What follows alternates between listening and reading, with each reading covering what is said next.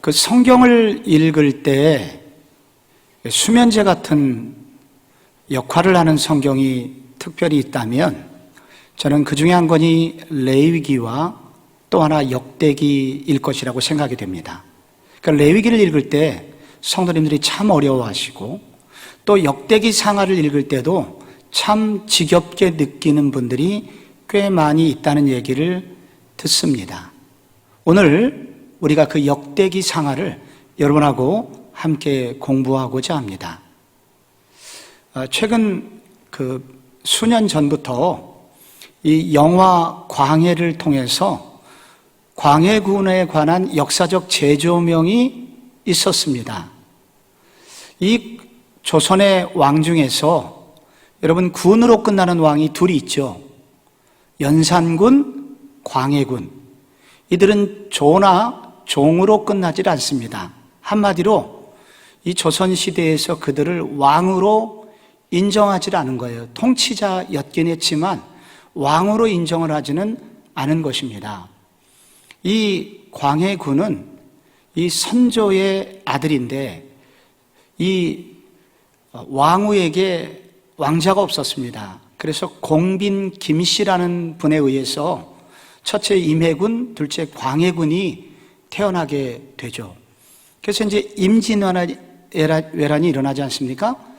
그래서 선조가 임진왜란이 끝난 이후에 이제 소위 첫 번째 왕후가 죽습니다. 그래서 다운되어 있는 국정도 다시 기운을 불러일으킬 겸 이제 조정 대신들이 상소를 하게 됩니다. 새로운 대비를 왕후를 모셔야 된다. 그래서 인목대비라는 분을 왕후로 이제 모시게 됩니다. 이제 그가 낳은 아들이 영창대군이에요. 그러니까 이제 대비, 새로운 이 중전에 의해서 태어난 아들이 영창대군이기 때문에 당시에 득세하고 있었던 서인들은 이 바로 인목대비와 영창대군을 이렇게 옹립하려고 하였고 선조의 마음도 많이 움직이고 있었습니다. 그러다가 선조가 갑자기 죽게 되고 광해군이 이제 그 왕권을 거머쥐게 됩니다. 그런데 이제 나중에 여러분이 역사를 공부하시듯이 인조 반정이 일어납니다. 인조 반정은 결국은 광해군 축출 세력에 의해서 이제 인조 반정이 일어나게 되는데 이 광해군이 무슨 일을 벌이냐면 이 인목대비와 영창대군을 궁에서 폐선시켜서 쫓아냅니다. 그 결과 나중에 두 사람이 누군가에 의해서 죽임을 당하게 되는데 결국은 아마도 광해군의 사주가 아니었나 이제 추측을 하게 되죠. 그런데 이 유교의 나라 조선에서 어머니 대비를 쫓아낸 사람이 왕으로 인정될 수는 없다. 그래서 광해군으로 그렇게 이름을 정하게 됩니다. 이런 관점은 바로 서인들에 의해서 만들어진 광해군 일기에 나오는 이야기예요. 그런데 최근에 이제 영화 광해를 통해서 그리고 새로운 그 다른 시각을 가진 역사학자들의 관점에 따르면 이 광해군이야말로 조선의 몇 안 되는 매우 독립적이면서 자주적인 왕이었다.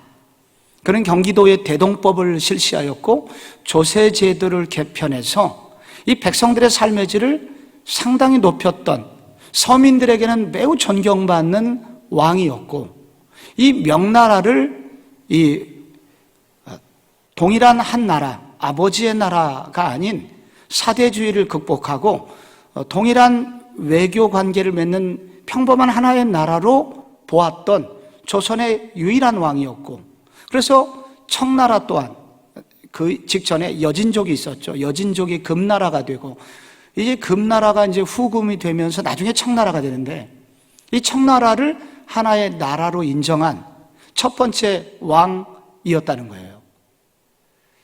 그래서 나중에 이제 명나라에서 원군을 요청해 왔을 때 그 광해군은 주저주저합니다.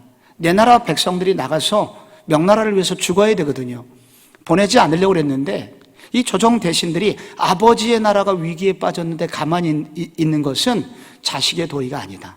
그래서 강옥립이라는 사람을 대장으로 세워가지고 앞장 세우면서 밀서를 보내게 됩니다. 너무 앞장서진 마라. 그리고 후금이 오면 뒤로 빠져라. 이렇게 해서 내 나라 백성을 지키는 전략을 펼친 이 유일한 자주적인 왕이라는 거예요. 역사라고 하는 것은 사실도 중요하지만 사실과 더불어서 해석이 그만큼 중요하다는 겁니다. 역사를 바라보는 관점을 어떤 사람이 갖느냐, 어떤 시각으로 간다냐에서 역사가 이렇게 다르다는 것입니다. 오늘 우리가 지금 역대기라는 구약의 한 부분을 폈는데 여기에 나오는 대부분의 이야기는 사무엘 상하에 이미 나오고 그리고 열왕기 상하에 이미 나옵니다. 그 얘기가 반복이 돼요. 그러면 왜 이 동일한 것이 여기 기록이 돼 있었겠습니까? 그것은 역대기 상하는 전혀 다른 관점으로 이 쓰여진 또 하나의 역사이기 때문인 것입니다. 이 역대기의 이야기에 나오는 것은 앞에 나오는 역사와 비슷하지만 다른 관점을 가졌다는 거예요. 여러분, 이 역대기 상하가 언제쯤 기록이 되었나? 이것은 우리 성서학자들의 도움을 받아야 되는데요. 이 히브리 성경에 보면은 히브리 성경의 구약 성경 중에 맨 뒤에 나오는 책이 역대기입니다. 그래서 이 역대기란 책은 이 구약의 역사 중에서 맨 뒤에 기록된 것으로 이제 유대의 성서학자들은 이미 다 이해를 하고 있습니다. 우리도 이 관점을 이제 받아들이고 있는데요. 이 기록 연대를 보면은 보통 450년 BC에서 400년 사이에 기록이 되었다. 소위 이제 앞으로 여러분이 배우게 될 선지서 중에 말라기 선지서가 맨 뒤에 기록이 되는데 이 말라기 선지서와 유사한 오히려 그 선지서보다도 조금 더 뒤에 기록된 구약 성경의 맨 마지막 책을 역대기라고 그렇게 유대인들은 이해를 하고 있습니다. 그래서 이때의 분위기는 뭐냐면은 여러분 이스라엘 백성들이 포로로 끌려갔지요.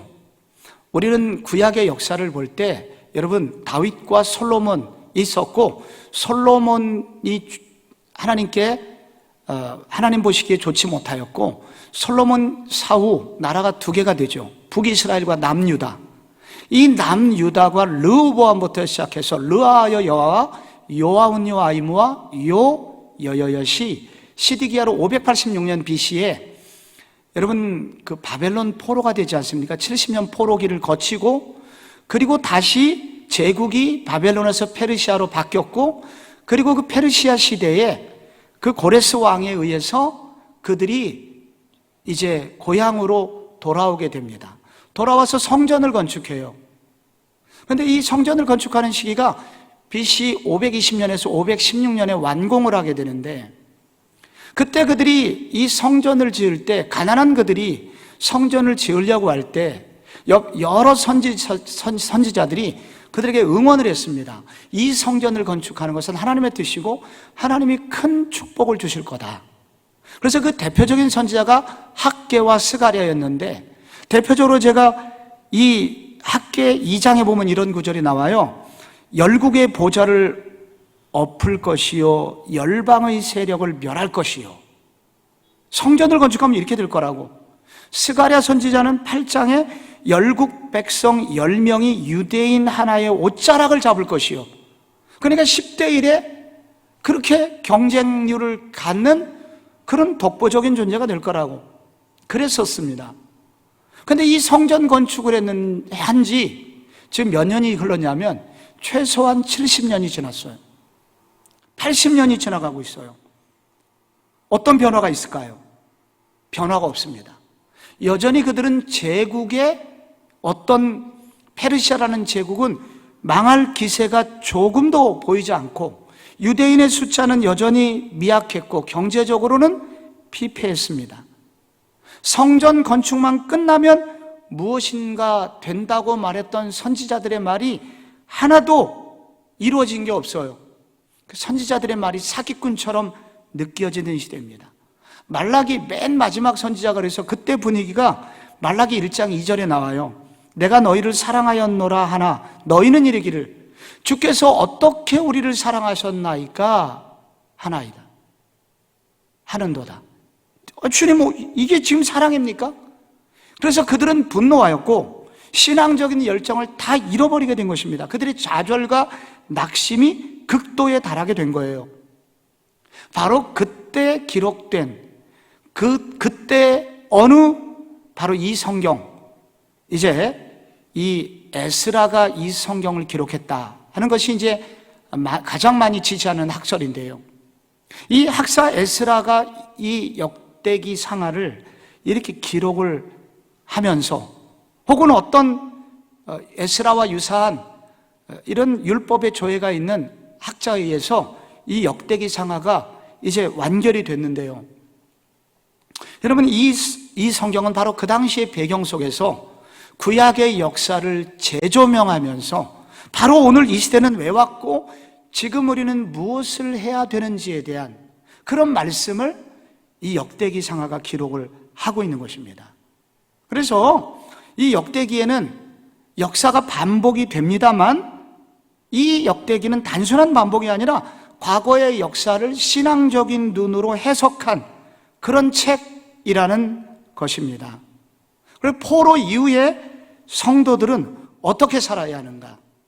여러분이 지금 여러분의 교재를 좀 눈으로 따라오시면서 이 역대기라는 책과 그 교환과 함께 여러분 이 부분들을 여러분께서 한번 점검해 주시기를 바랍니다.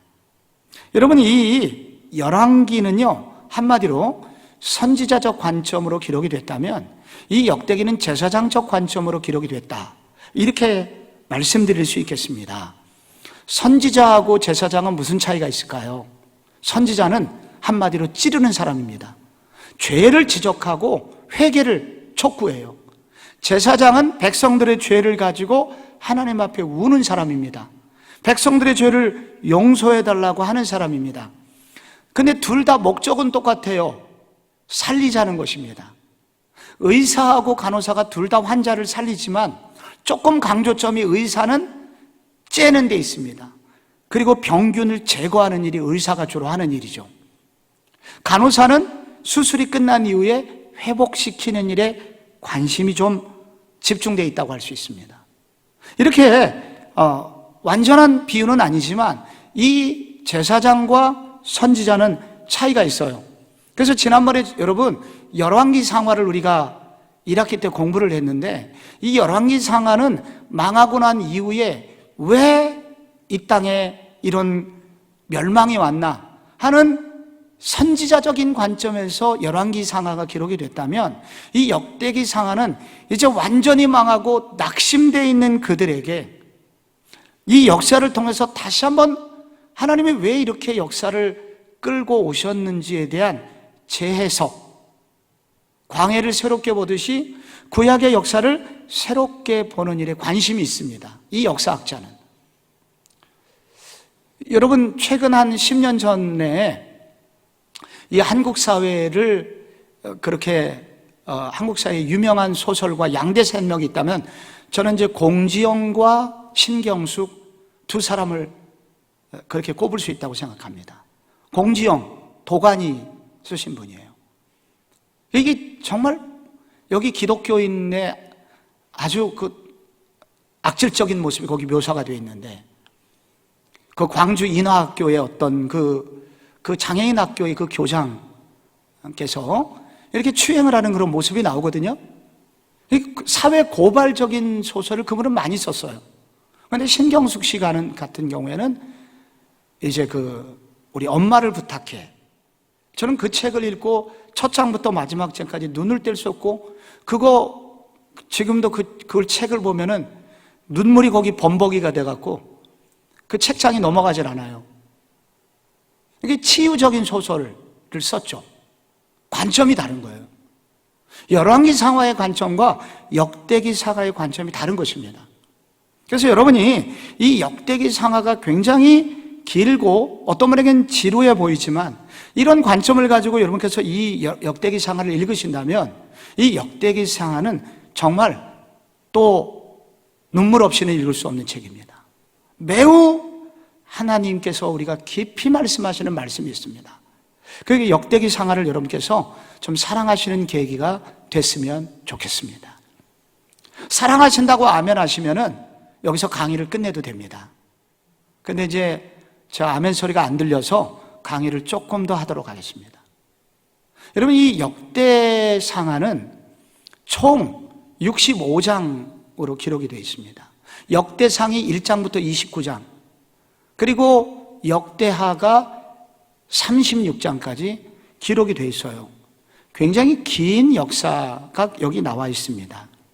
그런데 여러분 그 개요를 잠깐 보실래요? 여러분 책에 있는데 여기 개요를 보시면 우선 처음부터 9장까지는 아담부터 그 다음에 이스라엘 역대의 그 족보들이 쭉 나오는데 포로 후기까지의 족보가 계속 나옵니다. 그러니까 아담부터 시작해가지고 우리가 알고 있는 유명한 아브라함, 이삭, 야곱의 12아들, 그리고 그 뒤에 다윗과 솔로몬과 그 이후에 포로기에 있는 후손들의 그런 주요한 사람들의 족보가 계속 나와요. 그래서 좀 읽기가 어렵습니다. 그리고 나서 이제 역대상 10장부터 사울이 잠깐 나오다가 다윗의 얘기가 나오는데, 그래서 역대상은 다 다윗 얘기다 할 정도로 나머지는 다윗의 통치에 대해서 기록이 되어 있습니다. 역대하로 넘어가면 앞부분은 솔로몬, 1장부터 9장까지 솔로몬의 통치가 나오고요. 그 다음에 역대하 10장부터 나머지 36장까지는 분열왕국이 나오는데 주로 남유다 왕들만 나옵니다. 주로. 그래서 남유다 르호보암부터 시작해서 르아요 여아와 요아운 요아이무와 요 여여여시 시드기야까지 여기 20명의 왕이 연속해서 나오고 있습니다. 그래서 이 역대상하를 볼 때 이 역대상하를 다른 말로 제가 풀어서 말할 수 있다면 한마디로 다윗의 책이다. 다윗에 대해서 대부분을 여기에 할애하고 있고요.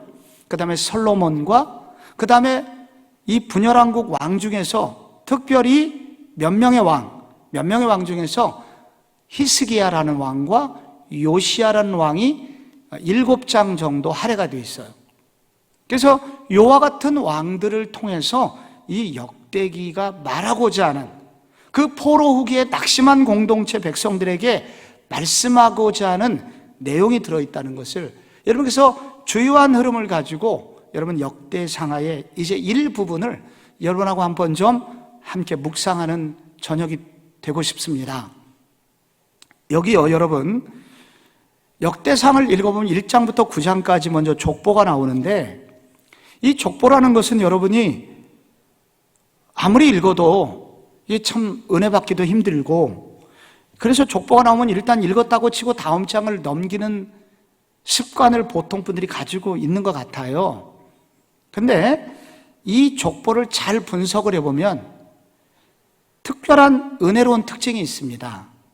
여기 이제 아담부터 서론의 1장과 2장 초반에 족보가 나오는데 매우 역사의 흐름을 빠르게 막 정리를 해요. 아담이 나오고 그 이후에 이제 노아가 나오고 아브라함이 나오고 야곱의 12지파 자손들이 쭉 나오거든요. 근데 여러분, 예를 들자면 이 여러 족보 중에요, 매 세대마다 선택받은 사람들보다는 하나님 나라의 구속사에서 선택받지 못한 사람들이 먼저 나오는 특징을 가지고 있습니다. 예를 들자면 노아에게 세 아들이 있잖아요. 여러분 아세요? 누가 있죠? 이름이 뭐죠? 내 앞에 교역자들이 몇 명 있는데 교역자들은 알라나요? 예, 셈, 함, 야벳이 있잖아요. 근데 여러분이 이 여기를 보면은 1장 5절에 보면은 노아의 후손 중에 누가 먼저 나오냐면 야벳의 자손은 이렇게 시작을 해요. 그래서 쭉 명단이 나오고요. 그 다음에 8절에 함의 자손은, 이래서 또 명단이 나오고요. 그 다음에 17절에 가서야 진짜 주인공 셈의 자손은 하면서 쭉 나옵니다. 여러분, 아브라함에게 유명한 두 아들 이스마일과 이삭이 있잖아요. 이스마일이 먼저 나와요. 그래서 29절에 보면은 이스마일의 족보는 이러하니, 그리고 다음에 이삭이 나오는 게 아니라 그두라라는 후처에서 나온 또 32절에 아브라함의 소실 그두라의 자손들이 나오고, 그 다음에 비로소 34절에 이삭이 나와요. 딱 한 줄 나옵니다. 이삭이. 여러분, 이삭의 아들 두 아들이 있잖아요. 에서하고 야곱이 있습니다. 이제 누가 먼저 나올까요? 이 분위기는 에서가 먼저 나와요. 그래서 에서의 아들은, 그리고 쭉 나오다가 뒷부분에 가서야 이제 야곱의 자손 12아들의 이름이 이제 2장에 넘어가서 나오게 됩니다. 그래서 이 역대기에 나오는 이름의 특징이 뭐냐면은, 다른 곳은 그렇지 않은데 여기에 선택받은 인물이 나중에 나오는 특징이 있다는 거예요. 지금 이 창세기 이후로부터 수세대, 지금 1000년, 2000년에 이르기까지 수천 년의 역사가 지금 막 흘러가는 인물들이 쭉 나오는데, 이게 세상 역사가 어떻게 돌아가는지 우리는 보이질 않은데, 이 역대기사가가 성령에 충만하여 이런 사람들의 정리를 해보니까 선택받은 사람은 뒤에 나오더라는 거예요. 이게 무슨 얘기입니까? 지금 세상 역사가, 지금 당장은 앞에 있는 사람들이 세상 역사를 주도하는 것처럼 보이지만, 진짜 하나님의 손길은 주인공들을 뒤에 나오도록 배열함으로써 결국 마지막에는 하나님의 사람들을 하나님이 쓰시는구나 하는 것들을 보여주고 있는 거예요. 앞사람이 세상을 지배하는 것 같지만은 하나님의 역사는 뒷사람을 통해서 이루어지고 있다는 것입니다.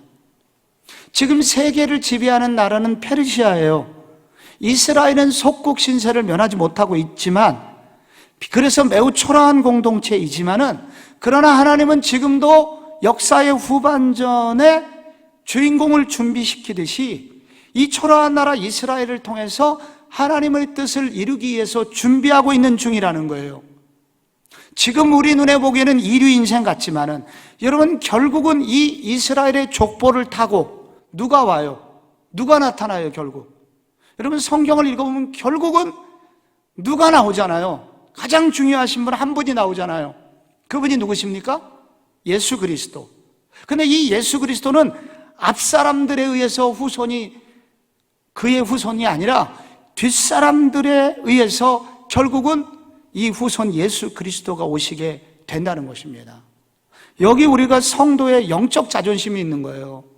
여러분, 성도들이 이 세상을 앞장서가고, 소위 말해서 세상에서 잘 나가가지고 돈도 많이 벌고 높은 자리에 올라가고 이런 사람들이 됐으면 더 좋을 거라고 생각을 하지만은, 하나님이 그렇게도 일하실 수 있으시지만 하나님의 일반적인 방법은 뭐냐면은, 세상에서 앞장서게 하는 방법이 아니라, 비록 세상에서 뒤처지고 세상에서 비록 약해 보여도 나의 삶을 통해서 하나님의 나라가 오실 수 있도록, 연약한 나를 통해서 하나님 나라가 오시도록, 전반전에는 무기력해 보여도 후반전에는 하나님께서 역전을 허락하셔서 최종적으로 하나님의 진짜 메시아, 하나님이 쓰시는 구원자가 오시도록 역사하고 계시다는 것을 이 성경은 보여주고 있는 것입니다. 한 5, 6년 전에 우리 교회에 부흥회를 오신 목사님이 있어요. 그분 아버님이 경상도에서 시골교회 목회를 하고 있었어요. 근데 이 목사님께서 좀 신학을 늦게 하셨고, 근데 말까지 좀 더듬으셨어요. 그래가지고 교인들이 스트레스를 주는 날이면 이분이 말이 더 더듬어요. 그래서 성도들이 그냥 목사님을 좀 무시하다시피 한 거예요. 이분이 이 문제를, 교회 문제를 타개하기 위해서 금식기로 하러 가셨다가 16일째인가 돌아가셔가지고 시신이 되어가지고 교회당에 오시게 됐다는 거예요. 얼마나 슬픈 얘기입니까? 그런데 그분의 아들이 여러분 이미 눈치채셨듯이 분당 우리 교회 이찬수 목사님이에요. 그때 그분이 그 자신의 목회 간증을 하시면서 개척을 했는데 내가 이해할 수 없게 매주 사람들 줄 세운 것처럼 50명씩 매주 50명씩 등록을 하고 추석 주간에 이제는 끝났겠구나 생각했는데 추석 끝나는 그 다음 주는 또 100명이 오고 평균 50명씩 줄을 서서 교인들이 등록하듯이 교회에 등록을 하게 됐다고. 나는 지금 이해할 수 없는 부흥을 경험하고 있다고. 저희 교회 부흥에 와서 그런 간증을 하시더라고요. 여러분 그 아버님 시절을 생각하면 얼마나 뒤처진 분이에요. 목회 세계에서도 목회자 세계에서도 참 어떤 면에서는 좀 약간은 비극적인 아픔을 겪으신 분이죠. 그런데 하나님께서는 그게 끝이 아니었어요. 우리가 역사를 해석할 때 우리 개인의 역사를 놓고 볼 때 지금이 전부가 아니라는 거예요. 이제 여러분이 이 역대기 상하 같은 걸 읽으면서 나 자신과 그리고 나 자신과 내 자녀들과 저 뒤를 생각하는 삶을 살아야 된다는 겁니다. 지금이 전부가 아니라는 거예요. 그래서 지금 당장은 내가 뒤처져 있는 것 같지만 하나님은 하나님의 참 주인공들을 뒤에 있게 하신 이유가 있고 그들이 묵묵히 그의 자리를 잘 버티고 난 이후에 하나님께서는 그런 종들을 통해서 구원자 메시아를 보내주셨다 하는 것을 여러분 이 성경이 보여주고 있습니다. 여러분이 그래서 이게 이 시간이 길면 이 뒷부분 이 족보에 정말 많은 얘기가 나오는데 이 족보를 보면은 유다 지파와 6장의 가운데 레위 지파 외에는 여기 지금 기록이 나오질 않아요. 역대기 저자에게 있어서 중요한 지파는 이게 두 지파인데요. 그 이유가 뭐냐면은 여러분 이게 아브라함이라고 하는 인물이 영적으로 어두운 시기에 하나님이 아브라함을 불러내셔서 이 하나님과 이 멸망길로 가고 있던 백성들 사이에서 중보자 역할을 아브라함이 했거든요. 마찬가지로 진짜 아브라함의 후예는 누구냐면 유다 지파를 통해서 메시아가 오시고 레위 지파를 통해서 죄인인 백성이 하나님을 만나게 하는 중보적 역할을 레위 지파가 하잖아요. 그래서 진짜 하나님의 종들, 앞으로 진짜 역사를 일구어가는 사람들 중에 정말 중요한 사람은 누구냐? 이런 중보자적 역할, 이런 역할을 하는 사람들을 하나님은 귀하게 보시고 그들을 통해서 역사를 이끌어 가신다는 것을 보여주고 있는 것입니다. 여기 족보에 무슨 기적이 나오겠어요? 아무렇게 나오지 않아요. 그냥 세월이 흘러가요. 그러나 하나님께서는 평범해 보이는 이런 묵묵히 중보자적 역할을 감당하는 유다 지파와 레위 지파의 후손들을 통해서 결국은 당신의 나라를 준비해 오셨고 중간에 수많은 기적도 있었고 지금은 아무런 기적이 일어나고 있지 않지만은 하나님은 어느 날 미래에 이런 일을 이루실 것을 이 족보를 통해서 말씀하고 계시다는 것입니다. 여러분 우리가 파격적인 얘기가 있어야 하나님 나라가 이루어지는 것은 아닙니다. 때로는 이렇게 묵묵히 아무런 일이 없는 것처럼 족보처럼 다음 사람 사람의 계승만 나오지만 이런 평범한 일을 통해서 하나님은 당신의 역사를 이루고 계심을 이 족보 이야기가 다루고 있습니다. 이 열왕기와 다르게 이 역대기는 대부분 다윗 이야기입니다. 이 사무엘 상하를 보면은 사울의 얘기가 사무엘 상에 대부분 나오거든요. 근데 이 역대기에는 사울에 관한 건 딱 한 장 나옵니다. 한 장. 그것도 주로 어떤 얘기가 나오냐면은 이 자신의 이득을 위하여 하나님의 말씀을 버린 장면, 그런 거 몇 가지, 다윗이 왕이 되는데 거침돌이 되었던 이야기만 여기 나와요. 그래서 사울 이 역대기의 기자의 관점을 보면은 사울은 매우 초라한 사람입니다. 이게 언제 기록이 제가 됐다고 말씀드렸죠? 가장 늦게, 그러니까 사울이 죽은 후에 약 550년에서 600년 정도 지난 후에 역대기 상하가 기록이 됐거든요. 그러니까 500년 정도 지나니까 사울이 굉장히 한때는 중요한 인물 같았는데 사울은 손톱 같은 존재였다. 그러니까 여러분, 이 사울이라고 하는 존재가 외적으로는 화려하고 멋진 사람이었지만은 그가 자신의 이득을 위해서 하나님의 말씀을 버린 것, 그런 삶을 산 사람의 결국은 세월이 흐르면 흐를수록 이렇게 잊혀져가는 존재가 될 뿐만 아니라 이제 500년이 아니라 5000년이라고 영생의 시각으로 보면 이거는 보이지 않는 인물로 전락해버린다는 것을 이 역대기 기자가 도전을 하고 있는 것입니다. 그에 비하여 다윗은 계속해서 높아지고 있어요. 그래서 역대상의 나머지 전부 다 다윗의 얘기입니다. 제가 여기서 여러분에게 미리 성경을 준비하신, 예습을 하신 분들에게 질문을 한번 던져볼게요. 이 역대기 상하에 다윗이 골리앗을 이겼던 장면이 이 역대상에 나오나요, 안 나오나요? 또 하나, 다윗이 밧세바를 범했던 그 이야기가 이 역대상에 나오나요, 안 나오나요? 둘 다 나오질 않아요. 이 역대상에는 그런 얘기가 나오질 않아요. 그러니까 용맹한 전쟁의 용사 다윗도 안 나오고 이 범죄자 불륜에 저질렀던 다윗의 얘기도 나오질 않아요. 정치적 수완과 다윗이 나오질 않고요. 용사, 죄인, 여기에 역대기사가는 관심이 없어요.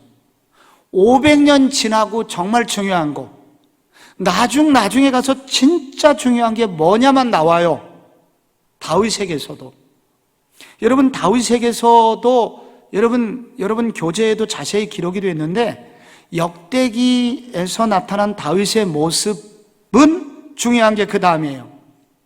예루살렘을 종교적 수도로 정하고 기쁨으로 언약궤를 예루살렘으로 옮기고, 다윗성으로 옮겼다가 나중에 예루살렘 성으로 옮기고, 그리고 그 법궤가 옮겨질 때 그가 찬양으로 춤을 춘 이야기, 그리고 성전 건축을 준비하고, 그리고 다윗에 의해서 예배 제도가 세워져요.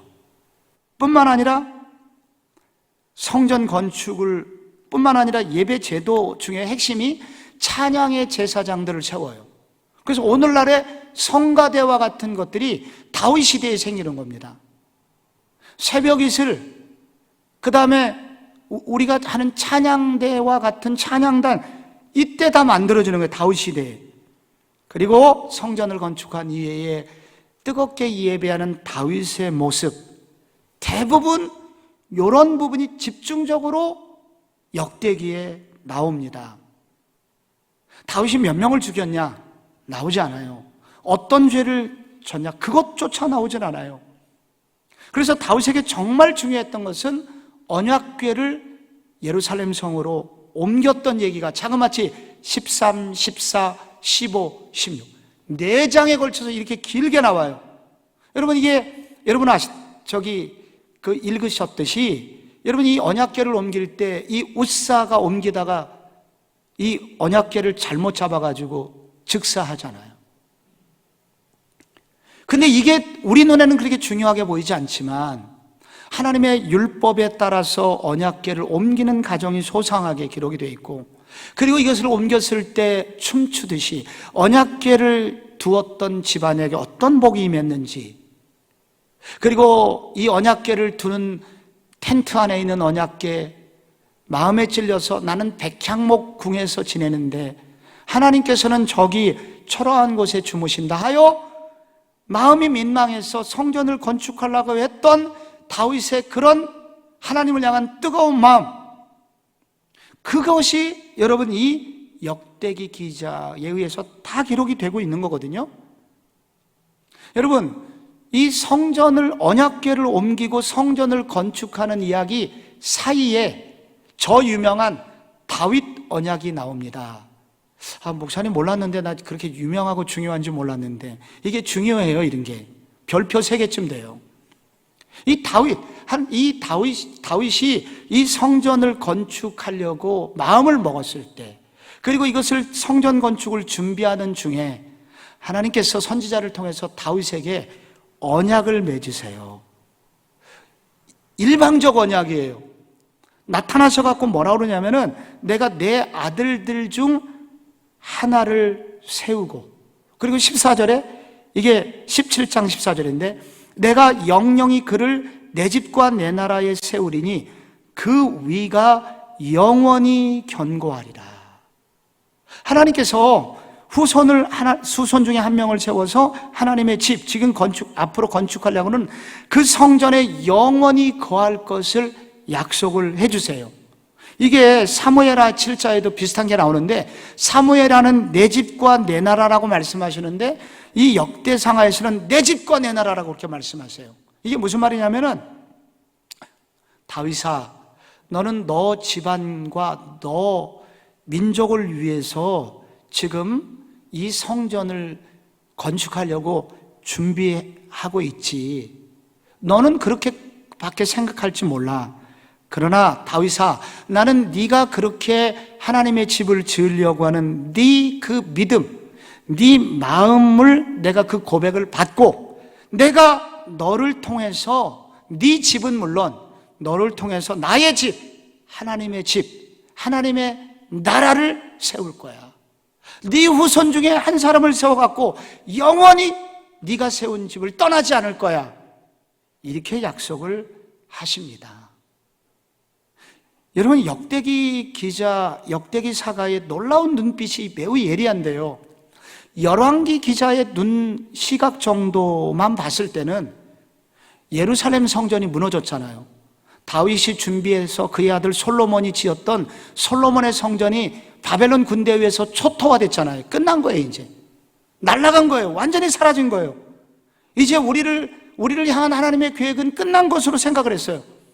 그런데 이 역대기 사가에 더 성령에 충만해서 세밀하게 구약의 역사와 다윗의 역사를 살피던 중에 발견한 게 있어요. 하나님은 다윗 한 사람에게 소망을 두었던 게 아니에요. 다윗의 믿음을 보시고 다윗의 믿음을 통해서 하나님은 하나님의 나라를 준비하고 계신 거예요. 그래서 다윗의 후손 솔로몬이 지은 성전은 끝났어도 지금 여전히 하나님은 하나님 나라를 위하여 후손 누군가를 준비하시는 중이며, 결국 그 후손이 오는 날 하나님의 성전은 완성될 것이라는 그런 하나님의 예리한 통찰력을 역대기 사가가 가지게 되어서 여기 기록을 하게 된 것입니다. 여러분, 지금 바벨론 포로 후기에 스룹바벨이라는 이스라엘 총독이 있었어요. 그런데 이 유대 총독이 있었는데 다윗과 비교할 때는 좀 형편이 없어 보였죠. 힘이 미약해 보였죠. 그런데 이 역대기 기자는 이거를 통해서 뭐라고 말하냐면, 다윗이나 솔로몬이 중요한 게 아니다. 지금 우리 눈에 보이는 인간 지도자가 중요한 게 아니다. 그 속에 믿음만 있으면 하나님은 다윗에게 약속하셨던 그 약속이 지금도 우리에게 유효하며, 지금 우리의 믿음을 통해서 하나님께서는 하나님의 집을 세우고 있는 중이다. 그리고 앞으로 더 든든하게 세울 것이다. 그래서 우리의 소망은 사람에게 있는 것이 아니라 하나님이 우리를 향한 꿈에 있는 것이고, 그래서 그 꿈을 받아들일 수 있는 믿음만 있다면 지금도 하나님이 우리를 통해서 일하고 계신 것이다 라는 도전을 우리에게 하고 있습니다. 여러분, 우리가 다윗을 다윗에 관한 가장 이제 마무리가 될 만한 그 총평이 사도행전에 나와요. 사도행전 13장 22절에 보면은, 내가 이새의 아들 다윗을 만나니 내 마음에 합한 사람이라, 내 뜻을 다 이루리라, 그렇게 말씀하시거든요. 그러니까 여러분, 역대기 사가에게 있어서 다윗이 제일 중요한 인물인데, 다윗이 왜 이렇게 사랑을 받아요? 왜 하나님이 다윗을 쓰셨어요? 세월이 흘러도 다른 사람은 다 잊혀져 가도 다윗은 계속 별처럼 빛나요? 그건 뭐냐면 다윗의 가슴 속에 하나님을 향한 사랑의 마음이 있었기 때문입니다. 하나님을 어떻게 하면 기쁘시게 할까 하는 마음의 중심이 다윗에게 있었어요. 그래서 제일 중요한 건 뭐냐면은 외적인 조건이 아니라 그 믿음의 사람 내면의 마음의 핵심, 신학적 용어로 내면의 좌소에 하나님을 뜨겁게 사랑하고 하나님을 기쁘시게 하려는 마음이 있을 때 그 사람은 영원히 잊혀지지 않더라. 여러분, 많은 경영학 서적들이 불티나게 지금도 팔리고 있거든요. 이런 책들 읽어보면은 유능한 사원이 누구냐? 여러분, 유능한 사원이 누구겠어요? 유능한 사원은 정말 컴퓨터를 잘하거나 혹은 영업을 잘하거나 그런 사람들도 유능하지만 진짜 사장의 마음에 꼭 드는 유능한 사람은 사장의 마음을 읽을 수 있는 사람이에요. 그리고 사장을 존중하고 그 사장을 기쁘시게 할 마음의 태도를 가지고 있는 사람, 이런 사람이 진짜 사장에게는 중요한 사람이라는 거예요. 하나님께서 잊을 수 없는 사람, 하나님께서 정말 마음에 잊혀지지 않는 사람은 누구냐? 다윗처럼 하나님을 기쁘시게, 기회만 되면 하나님을 어떻게 예배할까? 하나님을 어떻게 뜨겁게 사랑할까? 이렇게 하나님의 마음을 중심에 두고 예배하려고 하는 사람을 하나님은 최소한 역대기 기자가 보니까 500년이 지나도 그런 사람은 아직도 빛나고 갈수록 빛나는 사람이더라. 사랑하는 성도 여러분, 다윗처럼 하나님을 마음의 중심에 두실 수 있기를 바랍니다. 하나님을 뜨겁게 예배하고 어떻게 하면 하나님을, 내 마음의 중심에 하나님을 기쁘시게 할까? 거기에 마음을 두면 상황이 조금 어렵고 내 삶이 어려워도 하나님이 그 사람과 그 사람의 후손들을 통해서도 내가 내 집과 내 나라를 너를 통해서 세울 거야 하는 그 약속이 그분들에게도 동일하게 이루어질 줄로 믿습니다. 여러분, 그 다음에 솔로몬 얘기가 나와요. 역대하에 1장부터 9장까지 솔로몬 얘기가 나오는데, 솔로몬이 얼마나 돈을 많이 벌었냐, 열왕기에는 많이 나오잖아요.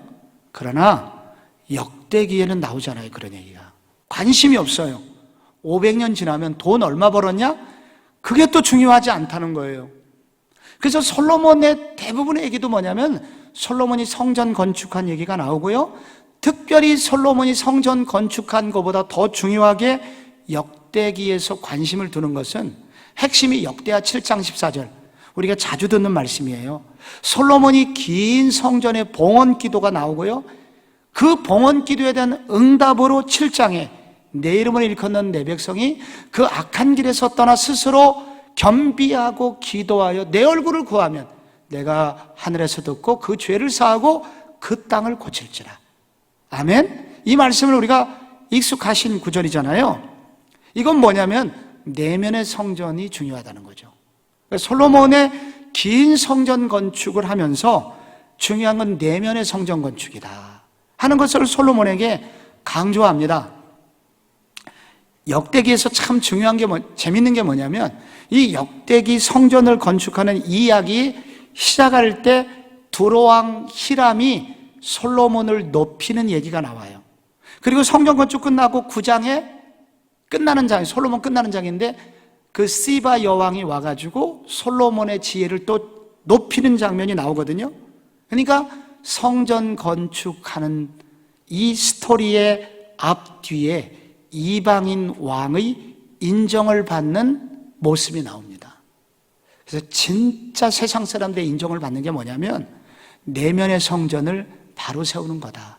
즉 우리가 하나님을 뜨겁게 사랑하기에 집중할 때 이방인들의 환영도 받고 이방인들의 인정을 받을 수 있다는 것을 여러분 이 성경이 기록하고 있는데, 방금 말씀드린 대로 여기서 성전을 세운다는 것은 외적인 성전이 아니라 내면의 성전, 우리가 악한 길에서 떠나고 죄를 고백하고 그분의 얼굴, 하나님의 임재를 사모하는 기도가 살아있는, 이러한 예배가 살아있는 그러한 성도들이 있을 때 하나님은 이방인들의 마음까지 얻을 수 있도록 해 주신다는 것입니다. 저는 이 역대기를 읽으면서 저도 은혜를 아주 많이 받았어요. 이 역대기는 사실 항상 예기치 않은 은혜를 우리에게 저는 준다고 생각이 됩니다. 이 다윗과 솔로몬의 이야기 보면은 이 사람들도 잘못한 게 얼마나 많아요. 근데 하나님께서는 잘못한 얘기보다도 그들이 잘한 얘기가 많이 기록이 되어 있어요. 그러면 어떤 사람들은 이것이 과연 올바른 역사관이냐, 어떻게 좋은 점만 기록을 해놨냐, 그리고 너무 세상적인 얘기는 없고 영적인 얘기만 기록해 놓은 것이 과연 올바른 역사관이냐, 이렇게 말할 수 있는데, 성령님이 쓰시고자 하는 역사는 뭐냐면 바로 우리가 얼마나 잘했느냐, 우리가 정치를 잘했느냐, 돈을 많이 벌었느냐, 우리가 수완이 좋았느냐, 이런 것은 세월이 지나면 다 잊혀진다. 여기서 강조하고 싶은 것은 뭐냐면은 세상은 100번 잘하다가도 한 번 잘못하면 잘리게 되지만 하나님의 나라는 100번 잘못하다가도 한 가지 하나님을 뜨겁게 기쁘시게 하고 하나님을 높이려는 마음의 중심이 있으면 하나님은 우리의 과거의 치부를 들추시기보다 우리가 하나님을 뜨겁게 사랑했던 것을 귀하게 여기시고 그 믿음을 뒤로 가면 갈수록 더 귀하게 보신다 하는 것을 강조한다는 거예요. 그리고 이 역대기를 읽으면은 영원에 투자할 것을 도전을 합니다. 성전은 결국은 여러분 결국 신약에서 그 핵심이 드러나거든요. 나중에 예수님께서 요한복음에 2장 19절에 이렇게 말씀하셨죠. 이 성전을 헐어라. 내가 사흘 동안에 이 성전을 다시 세우리라. 유대인들이 그러죠. 우리가 이거를 46년 동안 지었거늘 네가 무슨 재주로 사흘 만에 짓겠느냐? 이렇게 꾸짖죠.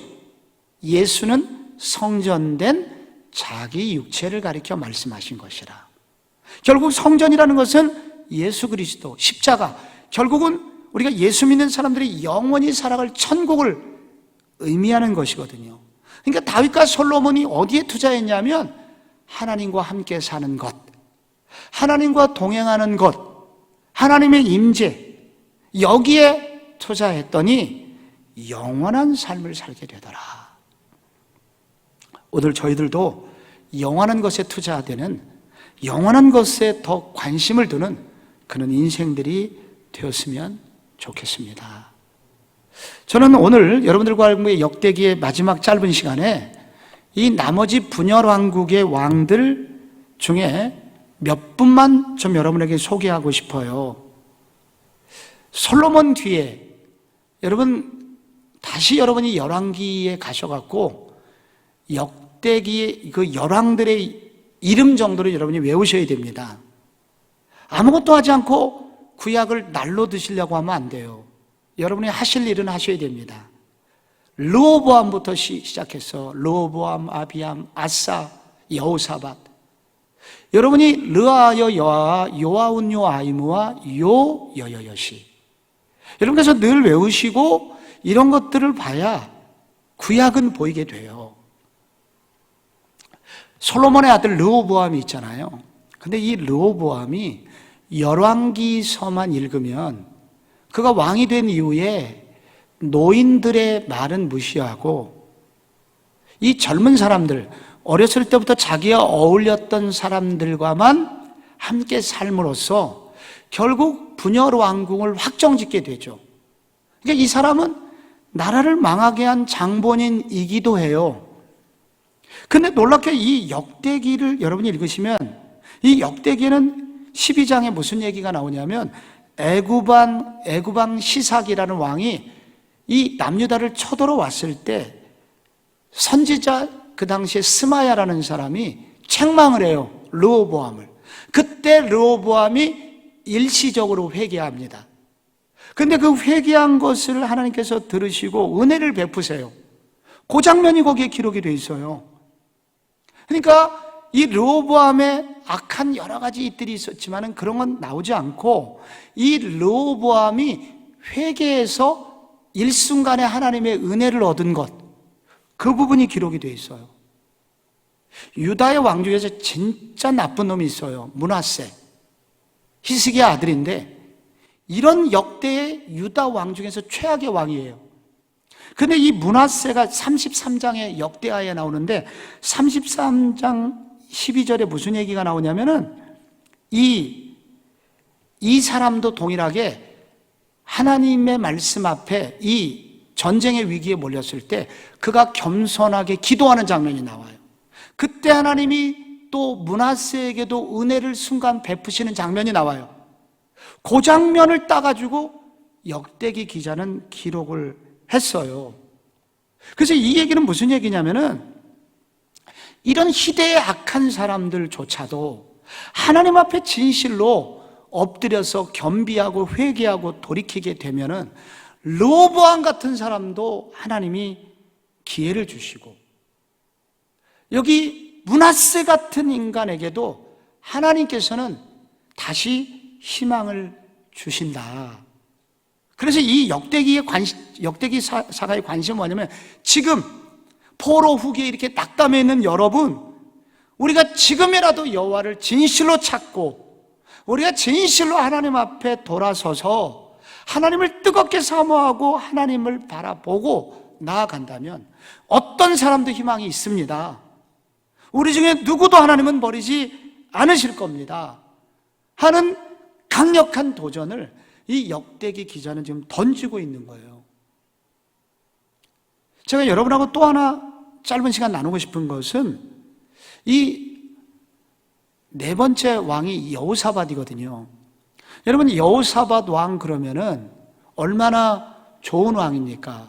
여러분, 이 여호사밧은 소위 말해서 예배를 개혁하고 순회 율법사들을 통해서 이 유다 전 지역에 말씀을 가르치도록 한 전쟁이었고, 암몬과 전쟁이 있었을 때 성가대 대원들 끌고 가서 하나님께 뜨겁게 예배할 때 기적의 승리를 그렇게 경험케 했던 여호사밧이에요. 멋진 여호사밧 얘기가 진짜 나와요. 역대기는 그 왕들의 얘기가 나오거든요.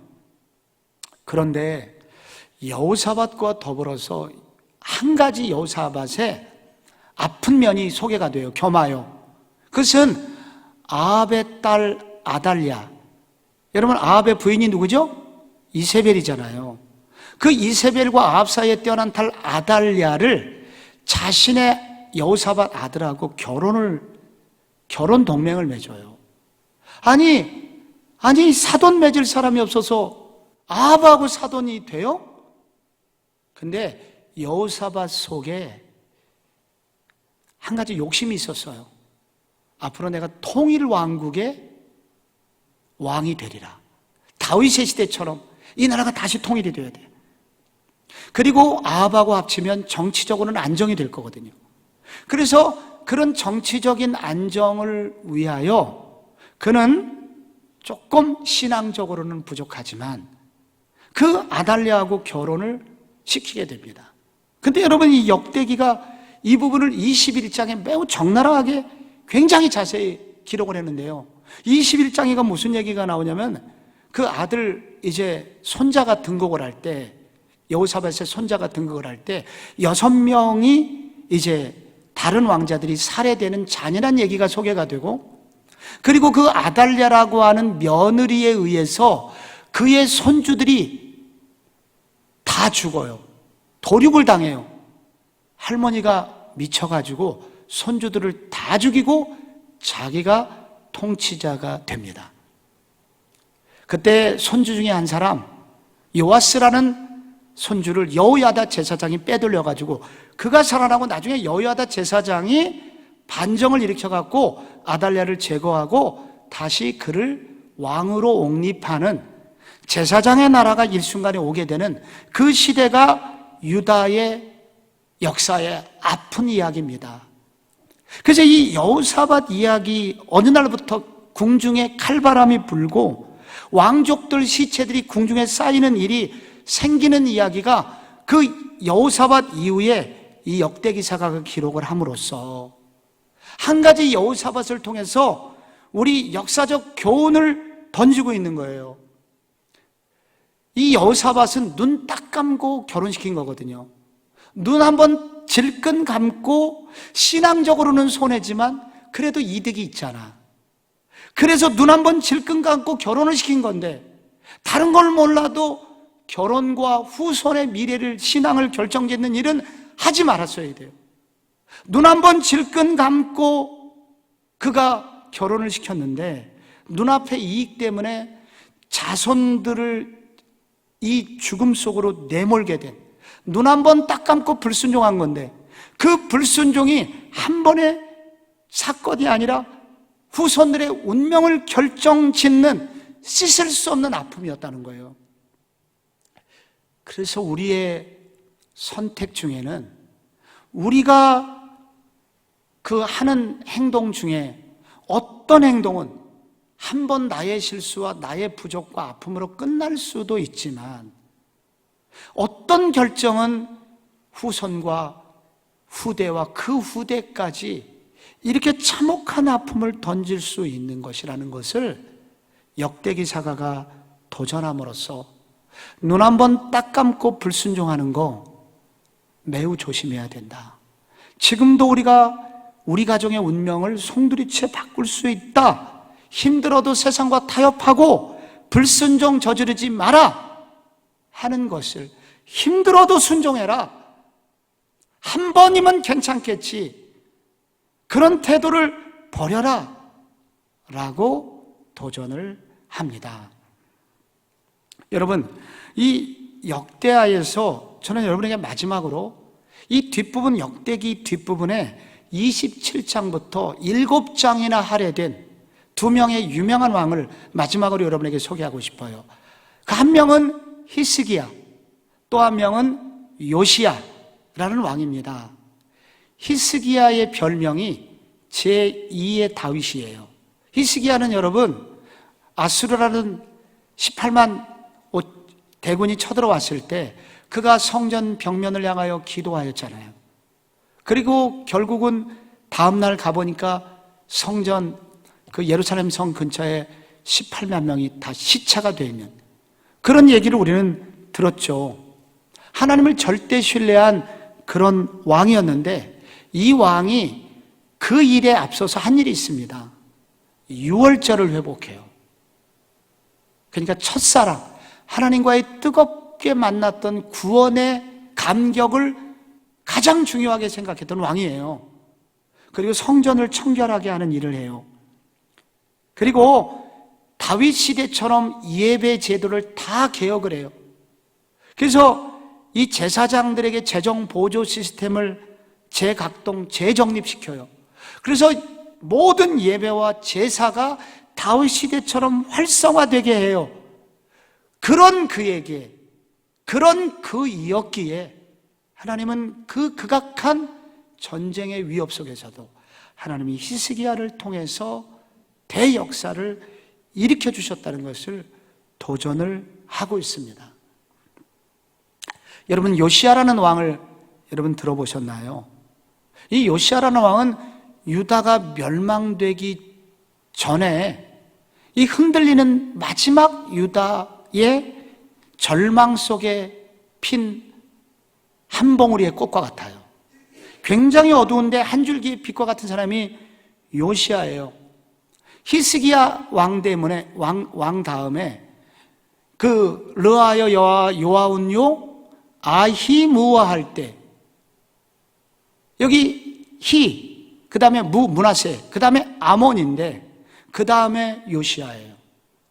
요 히스기야 다음 아들 문하세와 아몬은 매우 악한 왕이었어요. 하나님 보시기에 질이 안 좋았어요. 그래서 유다의 굉장한 어둠의 기간이었습니다. 그래서 그때 문하세의 악행을 보시고 하나님께서 유다를 멸망시키기로 확정을 하세요, 마음에. 그러니까 끝난 거예요, 이제 유다는. 그런데 여러분, 요시야가 혜성같이 나타납니다. 그래서 요시야가 종교개혁을 단행해요. 이 사람이 8살에 왕이 되는데, 여러분 나중에 18세, 19세 되던 그런 나이에 종교개혁을 단행하고 우상을 찍어갖고 가루로 만들어가지고 무덤에 뿌려버려요. 그게 대단한 왕입니다. 그리고 히스기야처럼 유월절을 단지 회복하는 것을 넘어서 거국적으로, 전국적으로 유월절을 다 모든 국민이 드리도록 해요.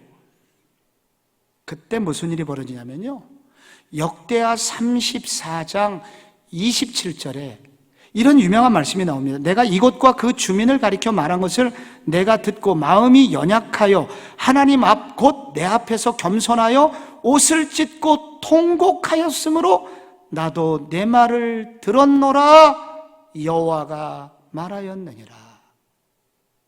여러분, 재앙이 기정사실화된 상황 속에서도 요시야가 힘을 다하여 종교개혁을 단행했을 때 하나님의 심판은 유보되었고, 요시야가 죽기 전에는 그 시대에 당대에 평안을 주셨어요. 여러분, 아하스라는 악독한 왕이, 하나님을 버린 왕이 있었지만은 신실한 아들 히스기야 때 하나님께서 놀라운 부흥을 주셨던 것처럼, 므낫세와 아몬이라는 악한 왕이 있었지만은 요시야가 종교개혁을 단행하고 영적으로 몸부림을 치자 하나님은 심판도 유보시키고 그 왕이 다스리는 동안에는 놀라운 평안을 주셨다는 것입니다. 아무리 조상들이 우리에게 어려움을 주었다 하더라도, 아무리 우리가 물려받은 것이 부족하다고 하더라도, 여러분 역대기사가는 도전합니다. 조상들이 우리에게 물려준 게 없어요. 사실이에요. 지금 형편없어요. 그러나 히스기야를 봐라, 요시야를 봐라. 우리만 제대로 하나님 앞에 서면 하나님이 우리를 모시고 이 시대를 새롭게 하실 것이고 우리를 통해서 새로운 미래를 열어주실 것이다. 그러니 성도 여러분, 지금 힘을 내십시오. 지금 믿음으로 사십시오. 받은 게 없다고 낙심하지 말고 주저앉지 마십시오. 내가 부모님한테 물려받은 게 없고 우리 선조들이 기도를 안 해서 내가 오늘날 이렇게 된 게 아닙니다. 지금이라도 내가 히스기야가 된다면, 요시야가 된다면 하나님이 나를 통해서 위대한 일을 일으켜 주실 것을 믿으실 수 있기를 바랍니다. 여러분, 역대기 저자는 성령의 충만함을 받아 오늘 이렇게 이 시대, 여러분 지금 이 시대가 그 시대와 비슷하지 않습니까? 오늘 바벨론 포로기, 페르시아 여전히 식민 통치를 받고 있는 극도의 어려움 중에 있었지만은 하나님께서는 지금도 믿음의 사람을 찾으시고 하나님을 기쁘시게 히스기야와 그리고 오늘 요시야의 길을 걷고자 하는 그런 종들을 통해서 새로운 미래를 열어가심을 여러분 믿으실 수 있기를 바랍니다. 그래서 마지막에 고레스로 끝나는데, 안 끝날 것 같았던 포로기가 놀라운 방법으로 하나님이 제국을 바꾸시고 고레스를 일으키셔가지고 결국 포로기가 끝났지 않냐. 하나님은 우리가 알지 못하는 방법으로 새로운 미래를 준비하시는 분이다. 역사의 주관자는 하나님이시다. 여러분, 이 하나님이 여러분의 하나님 되시기를 바랍니다.